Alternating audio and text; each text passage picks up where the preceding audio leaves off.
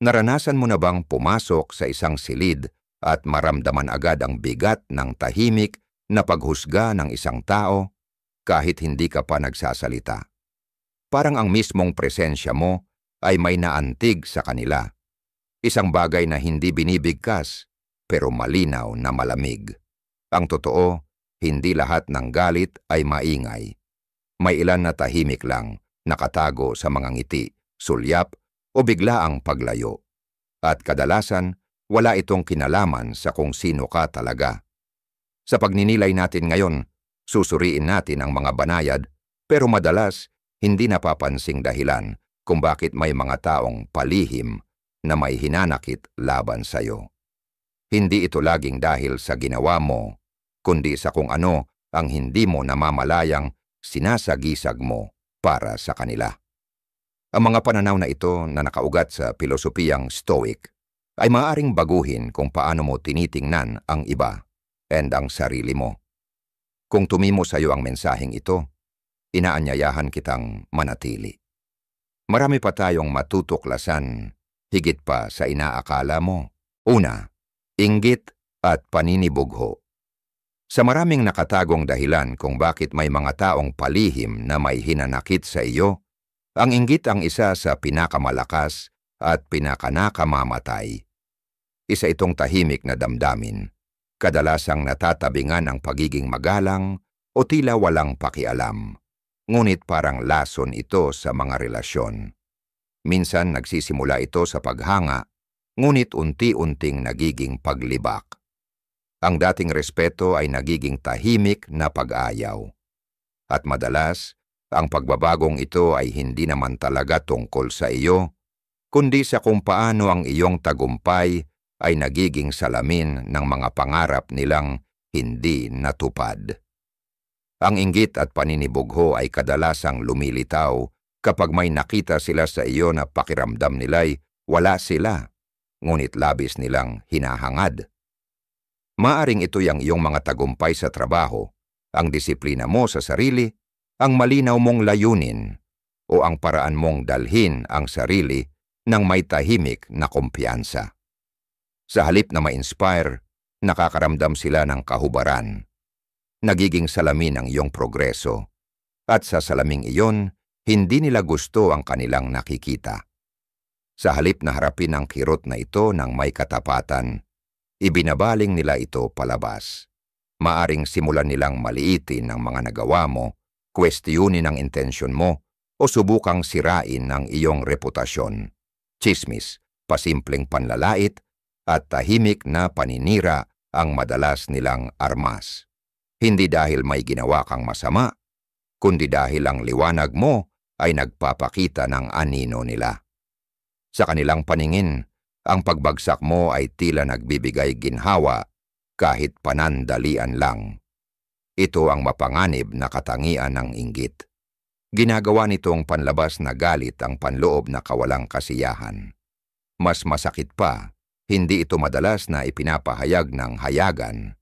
Sa halip, nananatili itong nakakubli, nagpapabigat sa bawat interaksyon, nagiging dahilan ng tensyon, kalituhan, o biglaang lamig. At kung hindi ka mag-iingat, baka mapaniwala ka na ikaw ang may kasalanan. Dito pumapasok ang linaw at lakas ng Stoic na pananaw.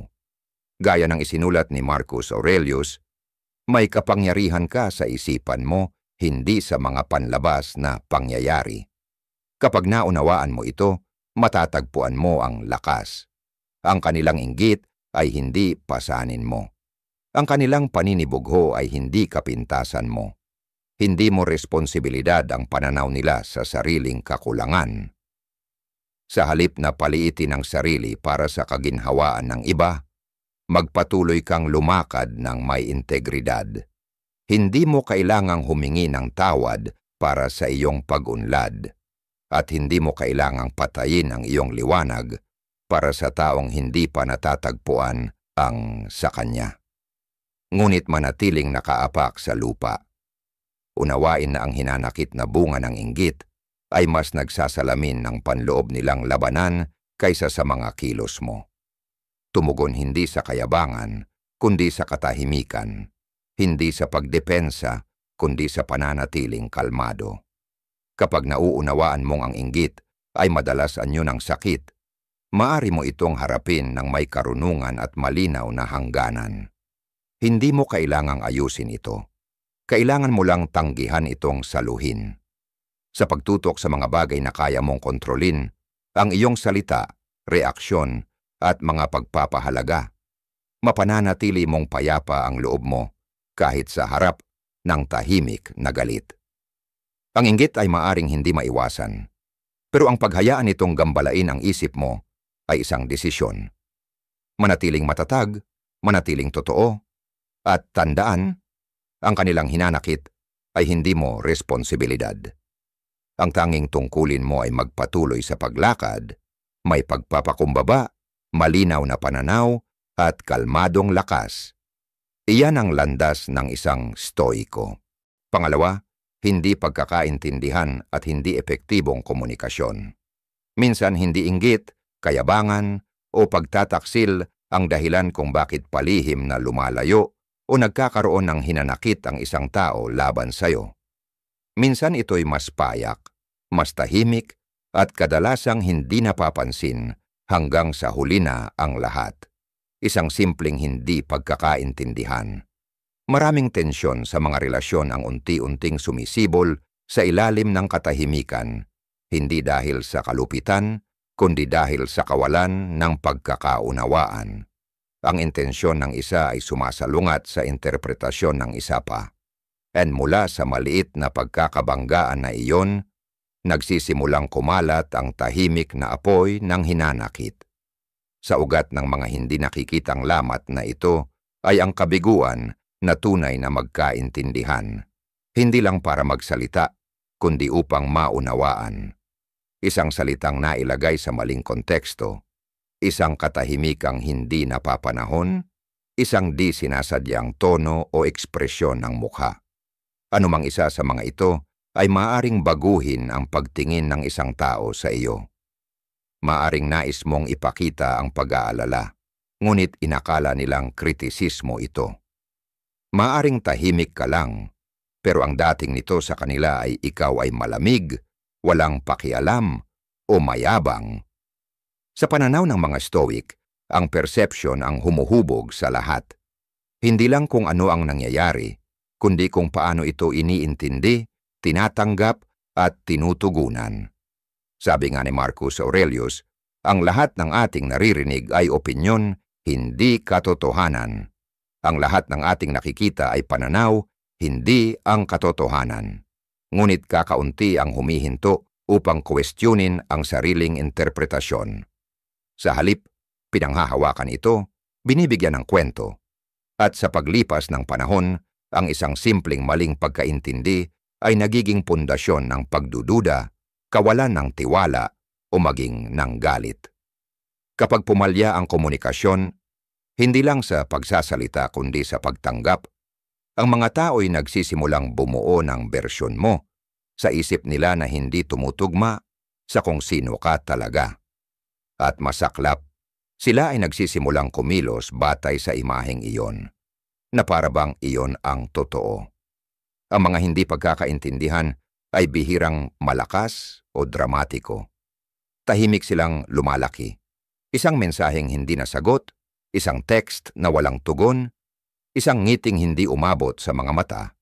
At bago mo mamalayan, binago na ng kabilang panig ang kwento ng koneksyon ninyo sa isipan nila. Wala siyang pakialam. Nagbago na siya. Iniisip niyang mas mataas siya sa akin. Mga ito ay hindi katotohanan. Mga kwentong binuo mula sa kawalan ng katiyakan at kalinawan. At kapag nabuo na, mahirap nang baliktarin. Bakit? Dahil kapag ang isipan ay kumapit sa isang paniniwala, tinatanggihan nito ang pagwawasto. Mas gusto nito ang pagkakapare-pareho kaysa katotohanan, katiyakan kaysa pag-usisa. Sa ganitong paraan, may mga taong palihim na nagkikimkim ng galit sa iyo, hindi dahil sa isang bagay na ginawa mo, kundi sa isang bagay na akala nilang ginawa mo. At narito ang hindi komportableng katotohanan. Sa kanila, totoo iyon. Totoo ang sakit nila. Tila makatwiran ang paghusga nila. Kaya't delikado ang hindi epektibong komunikasyon. Hindi lang ito nagdudulot ng kalituhan, kundi ng pagkakahiwalay. Bilang mga Stoic, tinatawag tayong hindi lamang masterin ang ating damdamin, kundi linangin ang katumpakan sa pag-iisip at kalinawan sa pagpapahayag, magsalita ng may pag-iingat, makinig ng may presensya, at laging isaisip na ang ibig nating sabihin at ang narinig nila ay hindi laging magkatulad. Kaya't ang bukas, tapat at malinaw na pag-uusap ay hindi lang magandang asal. Ito ay mahalaga upang mapanatili ang tiwala at pagkakaunawaan. Kapag naguguluhan, magtanong. Kapag may alinlangan, linawin. At kapag pakiramdam mo'y hinuhusgahan ka ng mali, huwag agad magtanggol. Sa halip, subuking alamin kung saan nagsimula ang hindi pagkakaunawaan. Paalala ni Seneca, mas madalas tayong naghihirap sa imahinasyon kaysa sa realidad. Ganoon din ang taong unti-unting lumalayo sa iyo. Hindi sila tumutugon sa katotohanan, kundi sa pagkakaintindi nila sa iyo. At hanggat hindi ito nabibigyang linaw, patuloy nitong hinuhubog kung paano kanila tinitingnan, tinatrato, at nararamdaman kapag kasama ka. Kaya't ang lunas sa hinanakit ay hindi palaging komprontasyon. Minsan ito'y ang lakas ng loob na makipag-usap muli, hindi sa galit, kundi sa pag-usisa. Ang simpleng pakiramdam ko may nagbago. Maaari ba nating pag-usapan ito? Ay maaaring magsimula ng pagbabago. Siyempre, hindi lahat ay handang humarap sa katotohanan. Mas pinipili ng ilan ang kwentong nabuo nila kaysa sa katotohanang inaalok mo. At sa mga ganitong pagkakataon, ang landas ng Stoic ay tanggapin kung ano ang wala sa iyong kontrol. Hindi mo kayang pilitin ang pag-unawa kung ang kapalit ay ang kanilang pagmamalaki. Hindi mo kayang ayusin ang isang relasyon kung mas pinanghahawakan nila ang hinanakit kaysa sa pagnanais ng kalinawan. Ngunit maaari kang mamuhay ng payapa, alam mong hindi mo hinayaang lumalim ang kalituhan dahil sa pagpapabaya o pag-iwas. Pangatlo, ang pagkakaiba sa pangunahing mga pagpapahalaga at paniniwala. Isa sa mga mas tahimik ngunit malalim na dahilan kung bakit may mga taong palihim na hindi gusto ang presensya mo ay hindi dahil sa ginawa mo, kundi dahil sa kung ano ang iyong kinakatawan. Namumuhay tayo sa mundong puno ng walang katapusang pananaw. Bawat isa ay isang mosaik ng paniniwalang hinubog ng kultura, pagpapalaki, edukasyon, trauma, pag-ibig, pagkawala, at pagnanais. At habang ang pagkakaibang ito ang nagpapayaman sa ating karanasang pantao, ito rin ang pinagmumulan ng mga hindi nakikitang tensyon. Lalo na kapag ang mga pinanghahawakan mong pagpapahalaga ay hindi umaayon sa pananaw ng iba. Lalo na kung hindi pa nila ito lubos na nasusuri. Ang totoo, bihira namang matakot ang mga tao sa katotohanan mismo. Natatakot sila sa kung ano ang sinasabi ng katotohanang iyon tungkol sa kanilang pagkatao. Kapag ang paraan mo ng pamumuhay, ang iyong mga prioridad, ang etika mo, o kahit ang iyong pananahimik ay taliwas sa paniniwala nila, madalas itong ituring hindi bilang simpleng pagkakaiba, kundi bilang pagsuway o pang-uyam. Bigla na lang, ang isang simpleng hindi pagkakasundo ay nagiging tila isang personal na paghusga. At ang tugon, tahimik na hinanakit, pasimpleng panlalait, o higit pa, isang uri ng malamig na pagtrato na mag-iiwan sa iyo ng tanong kung saan ito nagsimula. Hindi lang ito nangyayari sa mainit na usapan tungkol sa politika o relihiyon. Nangyayari ito sa maliliit na bagay. Kapag pinili mo ang disiplina kaysa pansamantalang kasiyahan, may mga makakakita rito bilang tahimik mong pagpuna sa kakulangan nila ng pagpipigil. Kapag nagsalita ka ng may kalmadong paninindigan, Maaring maantig ang damdamin ng mga taong hindi kailanman tunay na naniwala sa sarili nilang paniniwala. Minsan kahit wala kang sinasabi, ang presensya mo pa lang ay nagiging salamin ng bahagi nilang pilit nilang iniiwasan. At sa refleksyong iyon, pipili silang harapin ito o lumayo sa iyo. Paalala ni Epictetus, ang bawat tao ay bunga ng sarili nilang karanasan at pagpapalaki. Hindi ito basta pilosopikal na pananaw, ito'y paalala na dapat tayong maglakad sa mundo ng may kababaang loob. Ang paniniwala ng isang tao ay hindi laging bunga ng malayang pagpili. Madalas, ito'y bunga ng kapaligiran, paulit-ulit na karanasan, sugat, o ang simpleng pagnanais na kabilang. At kapag ang paniniwalang ito ay nasubok, kahit tahimik lamang, parang ang kanilang mismong pagkatao ang inaatake. Kaya't may mga taong mukhang mabait at mahinahon sa panlabas, ngunit bigla na lang nagiging malamig, mapanliit, o agresibo. Hindi dahil nasaktan mo sila, kundi dahil kinatawan mo ang isang bagay na takot silang harapin sa kanilang sarili. Sa pananaw ng mga Stoic, ang matalinong tugon ay hindi ang makipagtalo o piliting magkaisa, kundi ang tanggapin. Maunawaan na ang pagkakaiba ng opinyon ay hindi laging paanyaya para magturo. At ang tunay na respeto ay hindi nangangailangan ng pagkakapareho. Hindi mo kailangang akuin ang pananaw ng iba, at hindi mo rin kailangang patunayan na mas tama ang sayo. Kapag naunawaan mong ang bawat paniniwala ay may pinanggalingan, madalas ay sugat o pangangailangang mabuhay, mas madali mong makita ang tao hindi bilang mali, kundi bilang kapwa-tao. Pero dapat din tayong maging tapat. Hindi lahat ng pagkakaiba ay maitatama o matatawid. May mga sandali na kailangan mong panindigan ang sarili mong halaga, kahit na maging dahilan ito ng pag-iisa. Dahil kung ang kapalit ng kapayapaan ay pagtataksil sa sarili, iyan ay presyong hindi kailanman babayaran ng isang Stoic. Ngunit ang paninindigan ay dapat nakaugat sa linaw, hindi sa paghamak. Maari kang hindi sumang-ayon ng may dignidad.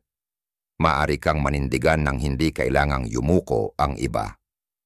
Kapag ang hinanakit ay nagsisimula sa banggaan ng magkakaibang pananaw, madalas itong lumalala dahil walang pagsusumikap na umunawa. Karamihan sa mga tao, hindi nila kinamumuhian ang naiiba, kinamumuhian nila ang hindi nila nauunawaan. Ngunit sa halip na magtanong, sila ay naghuhusga, lumalayo o nananahimik, doon umuusbong ang hinanakit sa kawalan ng pag-uusap. Kapag ang tanong ay napalitan ng akala, ang katahimikan ay naging depensa at ang pag-usisa ay napalitan ng takot. Kaya anong dapat mong gawin kapag ang mga pinanghahawakan mong halaga ay nagdudulot ng tahimik na mga kalaban? Isabuhay mo ito ng buo, ngunit may kabaitan. Isakatawan mo ang iyong paniniwala ng hindi kailangang ipagsigawan. At tandaan, may mga taong kahit gaano pa kalinaw ang pahayag mo, hindi ka pa rin mauunawaan dahil ang naririnig nila ay dumadaan sa salain ng sarili nilang sugat. Sa ganitong mga pagkakataon, bitawan mo ang pangangailangang tanggapin at humawak ka sa tanging pag-apruba na mahalaga, ang sa sarili mo. Bilang mga Stoic, alam natin na ang mundo ay hindi laging magpapakita ng ating mga paniniwala. At iyan ay isang biyaya. Sapagkat kung ang pagkakapareho ay nagdadala ng aliw, ang pagkakaiba ay nagtuturo ng paglago. Tinuturuan tayo nito ng pasensya, pagpaparaya, at ng uri ng katatagan na hindi natitinag sa harap ng pagbatikos. Kapag may taong namumuhi sa iyo dahil sa paniniwala mo, mas nagsasabi iyon ng kanilang insecurity kaysa ng kakulangan mo sa paninindigan. Hindi mo tungkuling kumbinsihin sila. Tungkulin mong magpatuloy na mamuhay ng may integridad. Sa mundong hati-hati, ang pagpili ng pagpaparaya ay isang anyo ng lakas. Sa mundong maingay, ang pakikinig ay liderato. At sa mundong puno ng takot, ang pamumuhay ng totoo ng hindi humihingi ng paumanhin ay isang tahimik na revolusyon na may kapangyarihang magbago ng lahat. Kaya hayaan mong hindi ka nila maintindihan. Hayaan mong sila ang mahirapang harapin ang kaibahan. Hindi ka narito para madaling maunawaan. Narito ka para maging totoo. At sa pagiging totoo mong iyon, maaring may mawala kang tao, pero hinding-hindi mo mawawala ang iyong sarili. Pang-apat, ang impluwensya ng tsismis at sabi-sabi. Iilan lamang ang mga puwersang kasing tahimik, ngunit kasing mapanira ng tsismis. Hindi ito sumisigaw, bulong lang ito. Hindi ka nito kinakaharap, unti-unti ka nitong pinapahina sa likuran. Para sa marami, ang puot na nararamdaman nila sa iyo ay hindi galing sa anuman ang ginawa mo, kundi mula sa mga kwentong ikinalat ng iba tungkol sa iyo. Mga kwentong maaring pinalabis, binago, o lubos na kasinungalingan, ngunit sa oras na ito'y masambit, kumakalat ito ng mas mabilis kaysa sa katotohanan. Ang sabi-sabi ay parang lason na mabagal ang bisa. Sumisingit ito sa mga usapan na nag-iiba-iba sa bawat salaysay, at bago mo pa man namalayan, ikaw na ang nagsusuot ng isang katauhang hindi mo naman pinili. Nagiging karakter ka sa kwento ng iba, madalas bilang kontrabida. At ang mga taong nakikinig ay nagsisimulang humusga, umiwas, o magkimkim ng hinanakit. Lahat ng hindi ka man lang nabigyan ng pagkakataong magsalita para sa sarili mo. Ang nagpapalakas at nagpapapanganib sa tsismis ay ito. Hindi ito kailangang totoo para paniwalaan. Kailangan lang nitong mukhang totoo.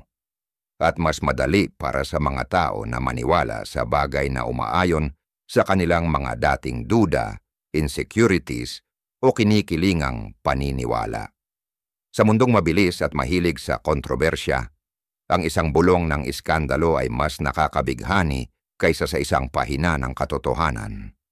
Nabubuhay ang tsismis hindi dahil ito'y tama. Nabubuhay ito dahil ito'y kawili-wili. At iyon lamang ay sapat para bigyan ito ng buhay. Isa sa mga pinakamasakit na bahagi ng pagiging biktima ng tsismis ay ang pangangailangang ipagtanggol ang sarili hindi laban sa ginawa mo, kundi laban sa kung sino ang pinaniniwalaang ikaw na ngayon. At ang bersyong iyon, hinugis ng pira-pirasong kwento at maling akala, ay napakahirap labanan. Maaring maranasan mong gaano ka man katapat o kasinsiro, may mga tao na talagang nakapagpasya na ng kanilang paniniwala. Hindi ka lumalaban para sa katotohanan, kundi lumalaban sa loob ng ulap. Ngunit dito pumapasok ang landas ng isang stoic bilang sandata mo. Isinulat ni Marcus Aurelius, kung ikaw ay nababagabag sa mga panlabas na bagay, hindi ang bagay mismo ang dahilan, kundi ang pagtingin mo rito, at may kapangyarihan kang bawiin ito anumang oras. Hindi mo kayang kontrolin ang bibig ng iba. Hindi mo maaring sabihing, huwag pag-usapan ng kwento sa mga kwartong hindi mo man lang napasok, pero kaya mong kontrolin ang iyong tugon. At sa mundong puno ng ingay, ang kalmadong integridad mo ay mas malakas pa sa anumang tsismis. Hayaan mo silang maghinala. Hayaan mong magsalita sila. Hayaan mong mag-akala sila. Ang tungkulin mo ay hindi habulin ang bawat kasinungalingan at itama ang bawat maling pagkaunawa. Iyon ay isang karerang walang katapusan. Ang tungkulin mo ay manatiling nakaugat sa kung sino ka talaga at hayaan mong ang pagiging tapat ng pagkatao mo ang siyang magsalita. Tinuturuan tayo ng mga Stoic na ang reputasyon ay isang anino. Sumusunod ito sa iyo pero hindi ito ang tunay mong sarili. Ang tunay na pagkatao mo ay nasa iyong birtud at walang tsismis o kasinungalingan ang makasisira nito maliban na lang kung ikaw ang papayag. Oo, masakit ang hindi maunawaan. Masakit ang mahatulan ng hindi patas. Pero ang mas masakit ay ang talikuran ang sarili mong prinsipyo para lang makuha muli ang pagtanggap ng mga taong naniwala sa masama tungkol sa iyo nang hindi man lang nagtangkang hanapin ang totoo. Habang lalo mong pinanghahawakan ang opinyon ng iba tungkol sa iyo, lalo mong binibigyang kapangyarihan ng kanilang mga kwento. Ngunit sa sandaling bawiin mo ang focus mo at ituon ito hindi sa tsismis kundi sa katwiran, doon ka nagsisimulang umangat mula sa ingay. Kaya ano ang gagawin mo kapag naging sentro ka ng tsismis? Mamuhay ka ng may higit pang linaw, magsalita ka ng mas maingat, umakto ka ng mas may dignidad. Dahil ang oras, ang katotohanan, at ang pagiging consistent ay ang lunas sa mga pagbaluktot. Maaring mas mabilis gumalaw ang kasinungalingan, pero mas malalim naman ang paggalaw ng katotohanan. At kahit na mas matagal, umaabot ito sa mga taong tunay na mahalaga. Paalala ni Seneca, ang mabuting pagkatao, kapag naitaguyod, ay hindi basta-basta natitinag. Ang mga taong tunay na nakakakilala sa iyo ay hindi matitinag ng mga bulong, at ang mga madaling matitinag ay hindi ka talaga kilala. Sa huli, wala kang tunay na nawawala kung mananatili kang tapat sa kung sino ka talaga. Lagit-laging may mga tsismoso sa mundo. Ang mga insecure, ginagamit ito para maramdaman nilang may kapangyarihan sila. Ang mga nagnanais ng atensyon, ginagamit ito para maging relevant. Ngunit hindi mo kailangang bumaba sa ganong antas. Ang iyong disiplina, ang iyong katahimikan, ang iyong pagtangging makisali. Iyan ang iyong anyo ng paglaban. Iyan ang iyong lakas. Hayaan mong sabihin nila ang gusto nila. Ang katahimikan, kung nakaugat sa integridad, ay hindi kahinaan. Isa itong babala. Sinasabi nitong, hindi ko aksayahin ang aking lakas sa pagtatanggol laban sa mga anino. Kaya't tumindig ka, maging matatag, at alalahanin ito. Sa dulo ang taong nakalalampas sa tsismis ay yaong patuloy na nagpapakita ng kanyang tunay na sarili. Araw-araw, hindi natitinag, hindi nagbabago, at malaya. Panglima, personal na insecurities at paglalapat, projection. Isa sa mga pinakamatagal at pinakatahimik na lason ng lihim na poot ay insecurities, ang kawalang kumpiyansa sa sarili. Madalas hindi ito nagpapakita bilang lantad na galit. Kadalasan nakatago ito sa likod ng pagiging magalang, mababaw na usapan o kahit palakpakan. Ngunit sa ilalim ng lahat ng iyon, tahimik itong kumukulo, pinapainit ang inggit, kapaitan, at kung minsan, ganap na poot. Ang mas masakit pa rito, bihirang may kinalaman ito sa iyo. At higit itong may kinalaman sa kung paano nila nakikita ang sarili nila kapag naroroon ka. Kapag ang isang tao ay hindi pa nakakaharap ang sarili nilang takot, kabiguan, o pakiramdam ng pagiging hindi sapat, hindi basta-basta nananatili ang mga damdaming ito. Hinahanap nila ng paraan upang makawala. At kadalasan, ang paraan ng paglaya ay sa pamamagitan ng projection, ang paglalapat ng panloob na kirot sa panlabas na target, ikaw. Isang taong tila sumasagisag sa lahat ng gusto nilang marating o kinatatakutan nilang hindi nila kailanman maaabot. Hindi ito lantarang atake. Isa itong likas na tugon ng isip. Pero hindi ibig sabihin noon ay hindi ito nakakasakit. Sinabi ni Seneca, mas madalas tayong natatakot kaysa nasasaktan at higit tayong naghihirap sa imahinasyon kaysa sa realidad. Lalo itong totoo sa mga insecurities. Kapag ang isang tao ay insecure tungkol sa tagumpay nila, sa itsura nila, sa talino nila, o sa estado nila sa lipunan, ang presensya ng isang taong may tiwala sa sarili, matatag, o tagumpay ay maaring mag-udyok ng tahimik na krisis sa kanilang loob. Nagiging salamin ka, isang refleksyon ng mga kahinaan na nararamdaman nila sa sarili. At imbes na tanggapin ang nakikita nila sa salamin, ang nais nila ay basagin ito. Maaring ito'y katrabaho na nanlamig dahil sa mga tagumpay mo. Kaibigang biglang minamaliit ang mga naabot mo. O kamag-anak na pinagtatawanan ang mga pangarap mo, hindi dahil sa lohika, kundi dahil sa sariling discomfort. Hindi ito tungkol sa mga pagkukulang mo. Ito ay tungkol sa kung ano ang naipapaalala ng presensya mo sa kanila. Mga pangarap na hindi nila natupad, mga sugat na hindi gumaling, at mga inaasahang hindi natupad. Kapag sila'y nakaramdam ng banta, kailangan ng panloob na bagyo ng mapagbubuntunan, at kadalasan, ikaw iyon. Ito ang projection sa pinakadalisay na anyo nito. Mas madali para sa isang tao na kamuhian ang kumpiyansa mo, kaysa aminin na tinalikuran nila ang kanila. Mas madali silang tumutol sa disiplina mo, kaysa harapin ang sarili nilang katamaran. At mas madali kang kamuhian dahil pinaalala mo ang mga nawala sa kanila, kaysa gumawa ng hakbang upang mabawi iyon. Ang panimulang discomfort ay unti-unting nagiging poot. At kapag hindi naawat, ang poot ay humahantong sa galit. Ngunit ito ang paalala ng pilosopiyang Stoic. Ang projection nila ay hindi mo obligasyong ayusin. Hindi mo tungkuling paliitin ang sarili mo para lamang hindi sila makaramdam ng liit.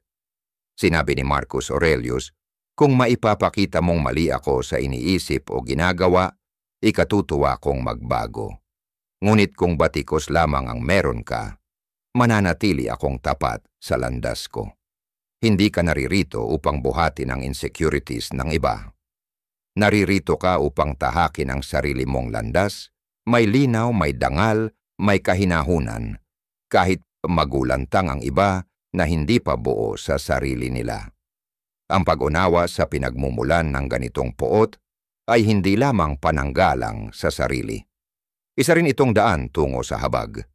Kapag may umaatake sa iyo mula sa lugar ng insecurities, ang tunay nilang inilalantad ay ang sariling sakit.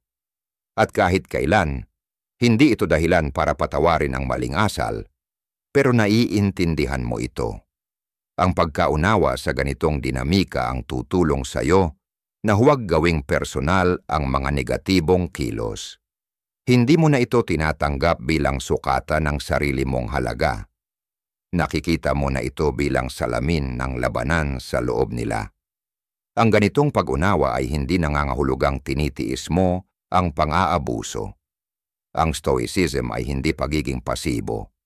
Ito'y pagiging makatwiran at matatag. Pwede kang magtakda ng hangganan na walang poot.